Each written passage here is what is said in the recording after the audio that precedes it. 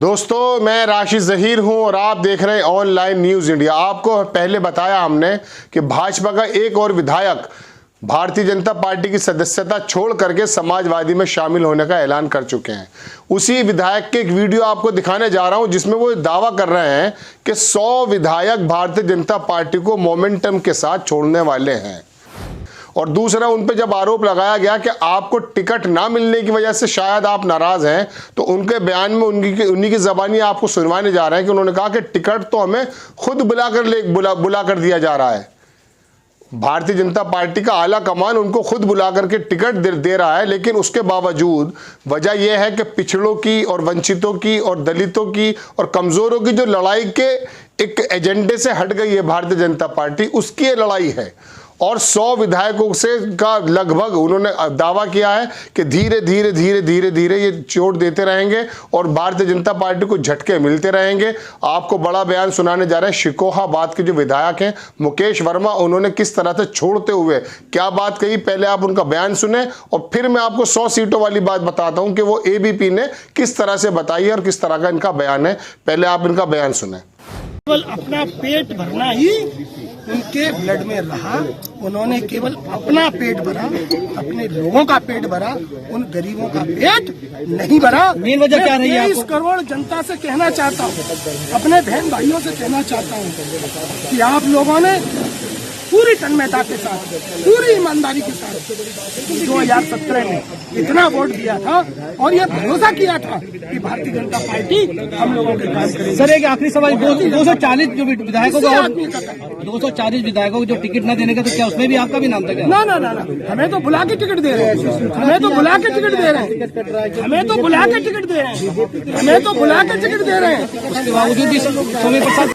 तो आपने बयान सुन लिया। इसको जो है मोहम्मद इमरान है, उन्होंने ट्वीट किया है और लिखा भी है उन्होंने कि ऐसा लग रहा है कि भाजपा की पूरी कैबिनेट खाली हो जाएगी। भाजपा के एक और विधायक मुकेश वर्मा ने दिया इस्तीफा।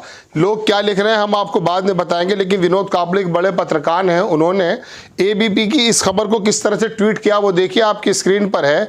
विनोद कापले लिखते हैं, मतलब हैरत के साथ जो है होती है, उसके बाद क्वेश्चन मार्क लगाते हैं और उसके आगे लिखते हैं कि 100 बीजेपी विधायक और इस्तीफा देंगे, क्वेश्चन मार्क। और ये अखिलेश यादव की एक स्ट्रेटेजी भी है, ये मैं आपको आगे आने वाले टाइम में बताऊंगा। पहले आप थोड़ा सा ये देखें कि एबीपी न्यूज़ ने लिखा कि इस्तीफा दे चुके बीजेपी विधायक मुकेश वर्मा का बड़ा दावा, हमारे साथ 100 विधायक हैं जो इस्तीफा देंगे।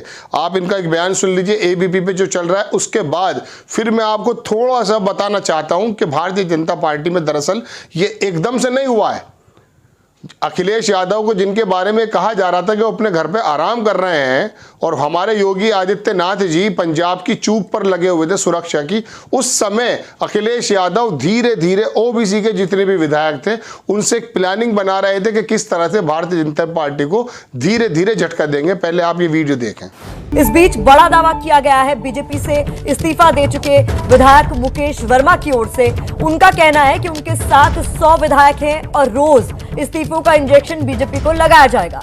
तो बीजेपी से इस्तीफा दे चुके विधायक मुकेश वर्मा ने यह बड़ा बयान दिया है, जिससे एक बार फिर से सियासत में सरगर्मी बढ़ गई है। उनका कहना है कि उनके साथ 100 विधायक हैं और रोज इसी तरीके से इस्तीफों का इंजेक्शन बीजेपी को लगाया जा चुका।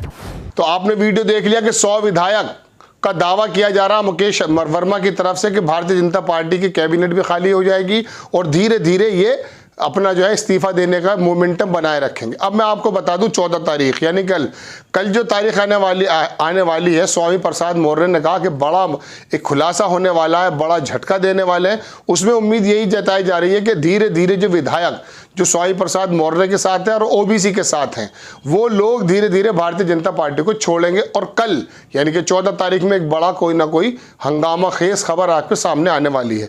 अब ये तो 100 विधायकों की बात हो गई। इससे पहले ओम प्रकाश राजभर आप जानते हैं, वो भी समाजवादी पार्टी के इस टाइम घटक हैं, उन्होंने कह दिया था कि 150 विधायक भारतीय जनता पार्टी को छोड़ने वाले हैं। वजह उसकी अब सुने क्या है। देखिए, कल टीवी पर और कई जगह पर जो भारतीय जनता पार्टी की प्रवक्ता हैं वो ये कह रही थी कि हम अपनी आइडियोलॉजी से समझौता नहीं करेंगे, जिसको रहना है हमारी आइडियोलॉजी के साथ रहेगा। अब इनकी आइडियोलॉजी क्या है वो सुन लीजिए। उसी आइडियोलॉजी को ओबीसी जो विधायक हैं, ओबीसी जो बड़े बड़े नेता हैं, जिन्होंने प्रधानमंत्री को पिछड़ा मानते हुए भरपूर वोट दिया 2017 में, 2019 में, उनको पता चल गया कि उनकी कोई जगह यहाँ नहीं है। जैसे इनके दूसरे नंबर के नेता केशव प्रसाद मौर्य, आप जानते हैं कि उन्हीं की अगुवाई के अंदर, अध्यक्षता में 2017 का चुनाव लड़ा गया, जिसके अंदर भारतीय जनता पार्टी को बहुत बड़ी जीत हासिल हुई थी। उस समय भी ओबीसी के लोग ये सोचते थे कि शायद हमारी जाति का ही चीफ मिनिस्टर बनेगा, लेकिन हुआ यूं कि वहाँ जो ठाकुर साहब आ गए, यानी कि हमारे योगी आदित्यनाथ जी आ गए। और पूर्वांचल की स्थिति दर्शकों मैं आपको बता दूं कि वहाँ ब्राह्मण और ठाकुर के अलावा ठाकुरों में और जो ओबीसी की जात के लोग हैं वहाँ जातिवाद बहुत ज़्यादा है। अब ये लड़ाई ऐसी भी मानी जा रही है कि वो कहते हैं ना, मंडल बनाम कमंडल। अब हो यूं रहा है कि भारतीय जनता पार्टी की जो राजनीति है और उसकी जो पूरी की पूरी एक स्ट्रेटेजी है वो ये है कि हिंदुत्व के नाम पर इलेक्शन लड़ा जाए। इसी वजह से योगी आदित्यनाथ जी ने कहा कि 20% और 80% की लड़ाई हो रही है। अब ये 80% इनके कहाँ छूटते जा रहे हैं ये आप देख सकते हैं। इसमें निषाद हैं और तमाम राजभर हैं और तमाम नूनिया जाति के लोग हैं, बड़े बड़े मिनिस्टर जो हैं वो छोड़ते जा रहे हैं। अब अगर इन्हीं के बिहाफ पर, जिन पर भारतीय जनता पार्टी आई थी, वो आइडियोलॉजी थोपने की बात करेगी, क्योंकि भारतीय जनता पार्टी की जो आइडियोलॉजी है मनुस्मृति को सामने रखकर बात होती है। आरएसएस का जो पूरा का पूरा प्रोपेगेंडा है वो ये नहीं है, वो वर्ण व्यवस्था में विश्वास करने वाले लोग हैं। यही वजह है कि आरएसएस का आज भी कोई भी सर्वे सर्वा जो है ना वो ओबीसी नहीं बना, ओबीसी से नहीं बना है, और ये चाहते भी नहीं है। इनके प्रोपेगेंडा में भी यही बात होती है, और ये तो भारतीय संविधान के भी खिलाफ है। अब ओबीसी समाज के लोगों को भी ये मालूम पड़ चुका, हालांकि ऐसा नहीं है। ये जो बात उड़ाई जा रही है कि स्वामी प्रसाद मौर्य को टिकट नहीं मिल रहा था, या इन लोगों, ये ऐसे भारी कद्दावर नेता हैं कि ये कैबिनेट में रहते अगर दोबारा से भारतीय जनता पार्टी आती, और इनके टिकट मिलने में कोई प्रॉब्लम नहीं थी। इतना भारी कद इनका है। स्वामी प्रसाद मौर्य की अगर हम बात करें तो 17 से 18 जिलों में इनकी जाति का असर है। तो अपनी जाति के दबाव की वजह से ही ये लोग ऐसा कदम उठा रहे हैं, क्योंकि इनको मालूम है कि ज़मीनी स्तर पर भारतीय जनता पार्टी जो ठाकुर और ओबीसी के अंदर फ़र्क कर रही थी एक ज़माने से, उनको जो उचित स्थान नहीं मिल पा रहा था, जो काशीराम और मुलायम सिंह ने उनको दिया था बराबर समाजवाद का, वो स्थान नहीं मिल पा रहा, क्योंकि भारतीय जनता पार्टी की आइडियोलॉजी नहीं है। सबका साथ सबका विकास तो करते हैं, लेकिन उत्तर प्रदेश के 75 जिलों में आप देखिए 20 तो डीएम ठाकुर हैं, 18 एसएसपी जो है पंडित हैं, ब्राह्मण हैं। तो कहने का मतलब ये है कि जब 20 जिलों में डीएम ठाकुर हो, 18 जिलों में ठाकुर एसएसपी हो, और बाकी 8 जिलों में 8 ब्राह्मण, मैं उल्टा बोल गया था आपसे, 18 जो है ठाकुर एसएसपी भी हैं। तो इस तरह से जो ये बंटवारा हो रहा है, इन पर आरोप लगाया जाता है समाजवादी पे कि यादव है। अब यादव पूरी उसमें 76 में एक भी नहीं है।